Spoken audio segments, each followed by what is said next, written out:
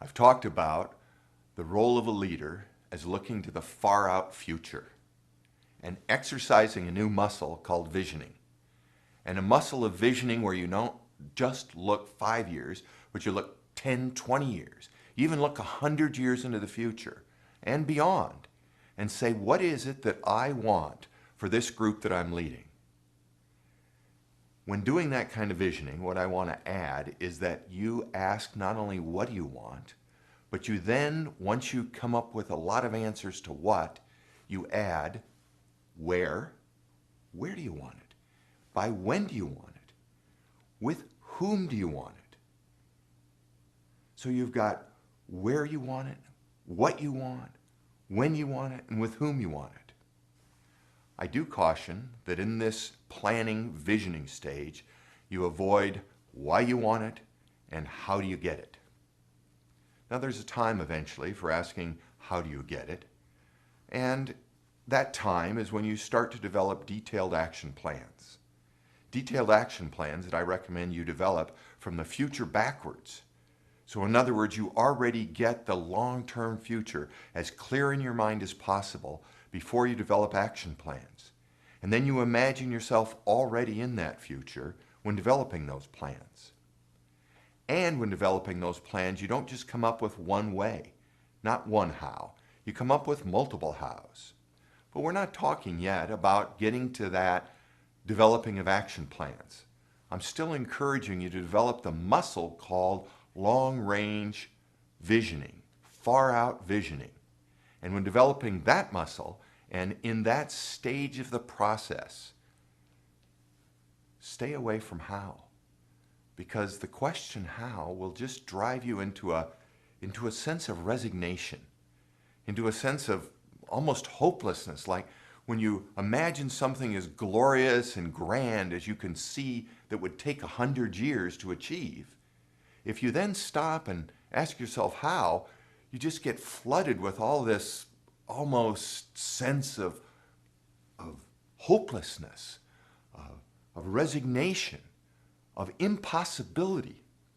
It would be as if when John Kennedy said we're going to get a man to the moon and return him safely, then somebody would in the audience said, well, how do you do that? And he would have had to have said, I have no idea. Oh, and that was only a 10-year plan. What about Martin Luther King Jr.'s vision, his dream? He would stand there and he said, I have a dream. And if somebody would have asked, or if he would have asked, well, how do you do that? Well, of course, he wouldn't know. He might have some ideas, but there's lots and lots of hows. Another example I like to think about this is the work of the suffragettes at the end of the 1800s. The women who said that it's time for women to have the right to vote and women to have equal rights in property ownership as men. And those suffragettes, they didn't know how that was going to be accomplished. They just knew what to accomplish. And many of them knew when, which was in 10 to 20 years. What's interesting to me is that none of the suffragettes lived to vote. They took on a project. They dedicated their life to a project. They visioned a project that lasted beyond their life. And that's what I'm recommending you do. And when you do that, for now, you don't ask how. Because eventually you will come up with action plans with multiple hows. The other recommendation I have is don't ask why. People say, don't ask why. Why not? Well, of course, I just mentioned don't ask why. But I'll tell you why not. Which is that why is often a question that is asked by people to have you explain your desire. And I'd like you to not have to explain your desire. To me, that you desire it is sufficient. That you want it is sufficient. That we collectively want it. We don't have to drive back into our past to explain why. I actually think your past and my past and our collective pasts are so complicated, and what creates our desire is so complex that it's almost impossible to come up with the answer why anyway.